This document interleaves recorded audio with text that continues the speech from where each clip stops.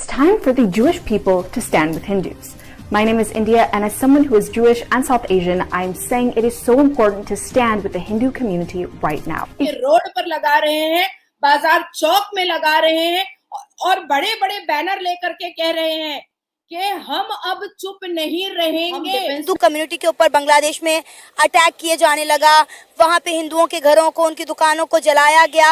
अब जो वहाँ पे इस तरह के माहौल हालात देखने को मिल रहे हैं कि हिंदू कम्युनिटी वहाँ पे खुद को महफूज नहीं समझ रही। लेकिन जब नफरतों में आप अपने दिमाग के दरवाजे बंद कर दें तो यही होता है। और एक आवाज अगर भारत के आदरणीय प्रधानमंत्री जी ने अगर इजराइल को दे दिया, रशिया को दे दिया, तो ये सारे देश एक साथ एक ही आवाज में बांग्लादेश के अंदर घुस जाएंगे और फिर हम उसको हिंद देश तो क्या, हम उसको पूरा का पूरा ही हिंद देश बना देंगे, तो बांग्लादेश फिर बचेगा ही नहीं। यूएस इस टाइम बहुत बड़ा अलाय बन चुका है इजराइल का। इजराइल जो कहता सऊदिया उसके ऊपर वो यूएस उसके ऊपर आमीन कहता है, चाहे गलत हो चाहे सही बात हो। को गैस का सिलेंडर फटता है किसी रेस्टोरेंट में, किसी चौक में, कहते हैं कि ये लग रहा है कि इजराइल ने साजिश की है, रा ने साजिश की है, क्योंकि उन्होंने किसी न किसी को ब्लेम करना होता है स्वाय अपने आप। आपको लूटने वाले सारे ऑक्सफोर्ड ग्रेजुएट हैं, कैम्ब्रिज के पढ़े हैं, वो तो खबरें देखते होंगे, उन्हें पता नहीं है कि पड़ोस जो है वो कहाँ जा रहा है हमारा और हम किन बस्तियों में जा रहे हैं। की भी जगह है और उनका ये भी कहना है कि ये कुछ भी मुद्दा होता है, ये हुकूमतें बदलती हैं। अगर मुगलों का दौर देख लें, उसके बाद मुस्लिम हुकूमत देख लें, तो आज आके पिटता सिर्फ हिंदू ही है। ये भी एक बहुत बड़ा सवाल है, क्यों? देखिए शाला, सबसे पहले ये समझिए कि 2 दिन पहले, मात्र 48 घंटे पहले मोहम्मद यूनुस साहब तो बड़ी दलीलें दे रहे थे कि वो। जय हिंद दोस्तों, गरीब किसान चैनल में स्वागत है। दोस्तों आपको बता दें कि कट्टर हिंदुओं के सपोर्ट में उतरी हैं जो है इजराइल की लड़कियां, जिसको देख करके पूरे पाकिस्तान के लोग भी हैरान हैं, साथ में जो है बांग्लादेश के भी लोग हैरान हैं।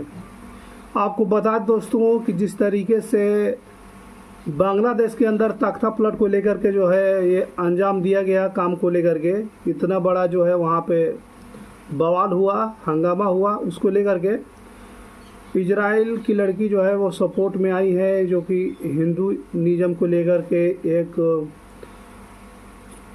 वीडियो काफ़ी तेज़ी से वायरल हो रहा है, जिसमें हिंदू समुदाय की लड़कियों को जो है बांग्लादेश में जिस तरीके से उन लोगों के हालात हो चुके हैं, उनको सपोर्ट में इजराइल की लड़की ने बहुत ही बड़ी बात कही है, जिसको देख करके पूरे पाकिस्तान के लोग हैरान है कि इन तरीके से आपको मालूम होगा कि बांग्लादेश के अंदर हिंदुओं के साथ किया गया था। दोस्तों उन लोगों के साथ में उन लोगों का मंदिरों तोड़ दिए गए थे, तोड़फोड़ किए गए थे, उनके साथ गलत व्यवहार किया गया था और साथ में जो है वो शांत करा देंगे।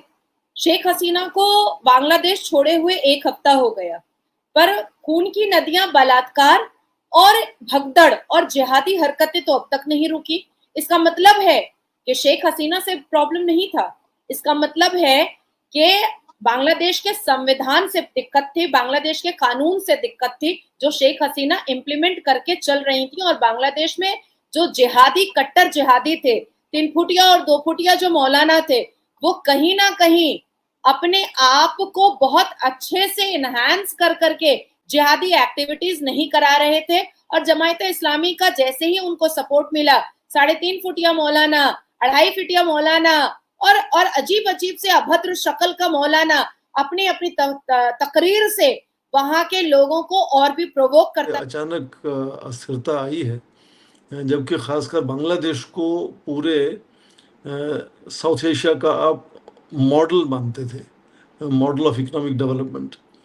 और पिछले 20 सालों में जब शेख हसीना वज़ीर आज़म थी वहाँ, तो काफ़ी तरक्की हुई वहाँ, ऐसी बात नहीं कि तरक्की नहीं हुई। ख़ासकर उनकी जो जीडीपी आप देख लें, वो करीब $65 बिलियन से $455 बिलियन पहुँची। उससे पर कैपिटा इनकम अच्छी हो गई, फॉरेन ट्रेड में बहुत अच्छा रहा। हाँ, ये भी उसके साथ मानने वाली बात है कि अपोजिशन इलेक्शंस को लगातार बाइकआउट करती रही, पर इलेक्शन हुए और इलेक्शन में अवामी लीग को मैंडेट मिला जनता का और वो प्रधानमंत्री बनी रही। तो मुझे लगता है कि किसी भी बड़े नेता को बनाना या ना बनाना वो वहाँ के अवाम का जिम्मेदारी भी है और हक भी है। और बांग्लादेश के अवाम ने लगातार उनको बार बार जीत कर प्रधानमंत्री बनवाया। अब ये अचानक जो कुछ चीज़ें हुई, खासकर आप देखें पिछले 2 या 3 महीनों में, उसमें लगातार इतनी तेज़ी से बदलाव आया कि उसको कुछ हद तक समझने में मुझे लगता है टाइम लगेगा। पर जो इमीडिएट सिचुएशन है, जो वायलेंस है, उस पर कंट्रोल होना चाहिए। खासकर माइनॉरिटीज़ पर जो वायलेंस का खतरा है, जो लगातार बना रहा है, शुरू से बना रहा है, वो अब और ज़्यादा ख़राब एक तरह से हालात वहाँ हो रहे हैं। तो उसको लेकर भी भारत को थोड़ी सी चिंता है। भारत ने कहा भी है इसको लेकर कि चाहेंगे कि माइनॉरिटीज़ को वहाँ सिक्योरिटी मिलनी चाहिए। और ख़ासकर आप देखें कि एक माइनॉरिटीज़ के मंत्री को चुना गया और उनको बुलाया जाए और वो ओथ लेने आए भी नहीं, क्योंकि उनका यही कहना था कि माइनॉरिटीज़ इस वक्त बहुत इनसिक्योर फील कर रही हैं। डॉक्टर यूनुस ने हालांकि कहा है कि माइनॉरिटीज़ को सिक्योर फील कराना हमारी जिम्मेदारी है, पर फिलहाल चीज़ें जो है वो काबू में आ नहीं रही। तो मुझे लगता है भारत के लिए सबसे पहले तो जो इमीडिएट मसला है वो यही है कि किस तरह से जो माइनॉरिटीज़ बांग्लादेश में हैं, जब पूरा जो वायलेंस है उस पर इमीडिएटली कंट्रोल होना चाहिए। डॉक्टर साहब, ये एक तासुर दिया जा रहा है नेशनल इंटरनेशनल मीडिया के अंदर, इंडिया के अंदर भी लोग ये बात कर रहे हैं कि भारत ने इमीडिएटली बांग्लादेश को एक कम्युनल लेंस से देखना शुरू कर दिया, हिंदू मुस्लिम लेंस से देखना शुरू कर दिया। उसकी बात ये है कि लोग तो वहां पे मुसलमान भी मारे जा रहे हैं, ठीक है, ये तो नहीं वो 200-300 बंदा मारा गया वो सारे हिंदू तो नहीं है, डेफिनेटली वो मुसलमान है उसमें से मेजॉरिटी, लेकिन डेफिनेटली इस तरह के वायलेंस में जहाँ पे स्टूडेंट्स को खुद मेरा ख्याल है तमीज नहीं आया, वो जिस पे मर्जी चढ़ाई कर देते हैं, जिसका मर्जी घर जला देते हैं, जिसकी मर्जी गाड़ी जला देते हैं।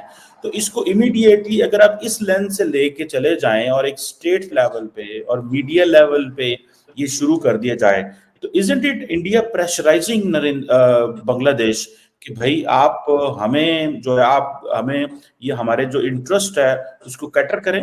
पहली बात तो ये है कि मैंने खुद अपने इस चैनल पे इंडिया बांग्लादेश की जो 10% माइनॉरिटीज में जो 8% हिंदू है, मैंने खुद उसके ऊपर प्रॉपर शोज किए हैं, मैंने खुद किए हैं, लेकिन जस्ट जो तासुर इमेज हो रहा है मैं उसके ऊपर बात कर रहा हूँ कि India basically is using it as a tool to pressurise Bangladesh to come on a negotiating table के पहले ही उनको अंडर प्रेशर कर लो, जबकि बाकी तो सैकड़ों मुसलमान भी वहां पे मारे जा रहे हैं। कमर, ये आपने बिल्कुल सही फरमाया कि ऐसा नहीं कि केवल माइनॉरिटीज़ ही वहाँ मतलब उनको मुसीबत है या उनको किसी तरह की जानो माल का ख़तरा है, बहुत लोगों को ख़तरा है। पर आप देखें कि जैसे कहीं किसी देश में मान लो मुस्लिम माइनॉरिटीज़ पर कोई ख़तरा आता है तो बड़े मुस्लिम देशों से हम उम्मीद करते हैं, और साथ में जो है उन लोगों के ऊपर जो है वो हाथापाई भी की गई थी, जिसको लेकर के अब जिस तरीके से बांग्लादेश की हिंदुओं की वीडियो वायरल हो रही है मीडिया के अंदर, सोशल मीडिया पर, उसी तरीके से लोग जो है अपना अपना रिएक्ट जो है वो सोशल मीडिया पे डाल रहे हैं। अब वीडियो इतना ज़्यादा वायरल हुआ है हिंदुओं को लेकर के, उतना मतलब बांग्लादेश के अंदर हिंदुओं को इतना सताया गया है कि वो वीडियो काफ़ी जल्दी वायरल हो रहा है। उस वीडियो को लेकर के बांग्लादेश की लड़की भी जो है समर्थन में उठी, बोली है कि इतना जो है निर्दयी कोई कैसे हो सकता। इसको लेकर सभी लोगों ने अपना राय दिया। इस पर भारत सरकार ने भी राय दिया था कि अपने वहाँ के जो नए सरकार बनाए हुए हैं मोहम्मद यूनुस, उनको भी बताया गया था कि वहाँ पे जो है सबको नॉर्मल किया जाए, वहाँ के हालात को नॉर्मल किया जाए, सबको साथ एक जैसा ही व्यवहार किया जाए, अच्छा से वहाँ पे शांति का जो है नमन कायम किया जाए। इसको लेकर के जो है काफ़ी ज़्यादा विवाद हुआ था और बांग्लादेश में ये जो है सिलसिला थमने का नाम नहीं ले रहा था। इसके वजह से सरकार ने जो है बहुत सारे जो है व्यापार को लेकर के जो है वो मुद्दे उठाए, बंद किए गए व्यापार को बांग्लादेश के प्रति। जब वहाँ के लोगों को पता चल हुआ कि अब भूखे मरने वाले हैं, तब धीरे धीरे वहाँ पे जो है शांति बनाए रखने के लिए जो है हिंदुओं भी जो है सड़कें पर उतर आए और अपनी मांग पूरी करने के लिए डिमांड रखने लगे और जय श्री राम के नारे जो है बांग्लादेश के अंदर लगने लगे। तो सब लोगों को जो है वो शांत होने लगे धीरे धीरे। ये सब मालूम हो चुका कि अब हिंदू जागने लगे इस तरह से। तो बाद में जो है मोहम्मद यूनुस का फ़ोन मोदी की तरफ आया और बोले कि व्यापार मत बंद करिए, अगर व्यापार बंद हो जाएगा भारत से हम पहले जैसा ही सपोर्ट चाहते हैं, जैसे कि नहीं तो पूरा बांग्लादेश जो है भूखे मर जाएगा दोस्तों।